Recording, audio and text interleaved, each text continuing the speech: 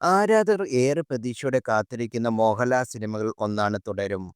വർഷങ്ങൾക്കിപ്പുറം മോഹൻലാലും ശോഭനയും ഒന്നിക്കുന്ന ചിത്രം, രണ്ട് സൂപ്പർ ഹിറ്റിന് ശേഷം തരുൺമൂർത്തിയുടെ സംവിധാനത്തിൽ ഒരുങ്ങുന്ന ചിത്രം എന്നിങ്ങനെ തുടരുമെന്ന് നിരവധി പ്രത്യേകതകളുണ്ട്.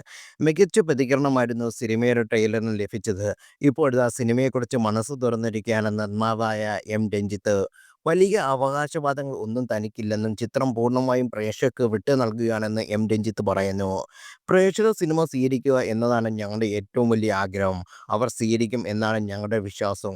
കാരണം അത്രമാത്രം ഞങ്ങൾ സിനിമയ്ക്കായി പ്രയത്നിച്ചിട്ടുണ്ട്. മോഹൻലാൽ ഉൾപ്പെടെ എല്ലാവരും സിനിമ കാണാൻ പോകുന്നതേ ഉള്ളൂ. പക്ഷേ ഉറപ്പായും സിനിമ കണ്ടിരിക്കും എന്ന് എം. രഞ്ജിത്ത് പറഞ്ഞു. ഒരു ഫാമിലി ഡ്രാമ സ്വഭാവത്തിൽ ഒരുങ്ങുന്ന തുടരും എന്ന സിനിമയിലെ ഒരു സാധാരണ ടാക്സി ഡ്രൈവറുടെ വേഷത്തിലാണ് മോഹൻലാൽ എത്തുന്നത്. നർമ്മ മുഹൂർത്തങ്ങളും നിറയെ ഫാമിലി ഇമോഷനും ഒപ്പം അല്പം നിഗൂഢതകളും ബാക്കി വെച്ചാണ് ട്രെയിലർ അവസാനിക്കുന്നത്.